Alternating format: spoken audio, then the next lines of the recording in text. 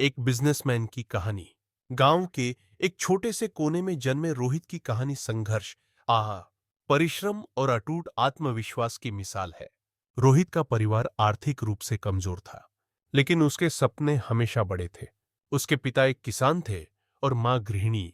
घर में अक्सर पैसों की तंगी रहती थी, लेकिन रोहित का मन हमेशा कुछ नया करने की चाह में लगा रहता था। शुरुआती संघर्ष रोहित को पढ़ाई में हमेशा रुचि थी, लेकिन संसाधनों की कमी के कारण उसे कई मुश्किलों का सामना करना पड़ा।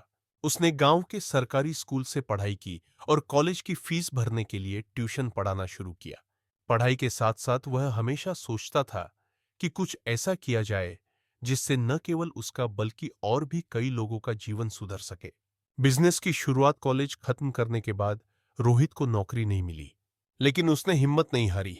उसने अपनी छोटी सी बचत और एक दोस्त की मदद से एक ऑनलाइन हैंडीक्राफ्ट बिजनेस शुरू किया।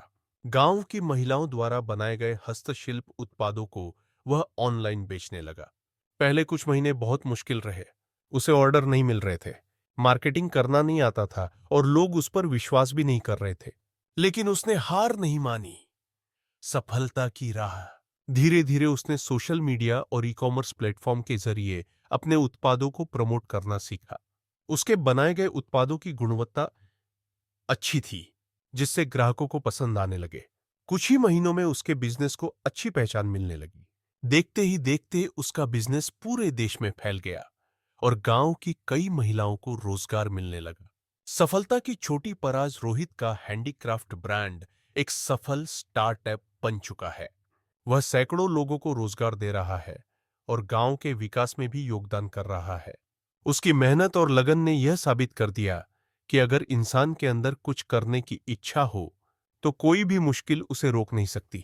सीख जो हमें मिलती है, संघर्ष से घबराना नहीं चाहिए। हर सफलता के पीछे कठिन परिश्रम और धैर्य होता है। छोटी शुरुआत भी बड़ी बन सकती है। अगर सही रणनीति और मेहनत हो, तो छोटे बिजनेस भी बड़ी ऊंचाइयों तक पहुंच सकते हैं। सफलता का कोई शॉर्टकट नहीं होता। लगातार सीखना, मेहनत करना और नए तरीकों को अपनाना ही सफलता की कुंजी है। रोहित की कहानी हमें सिखाती है कि अगर हम सच्चे दिल से मेहनत करें और हार न माने, तो सफलता हमारे कदम चूमेगी।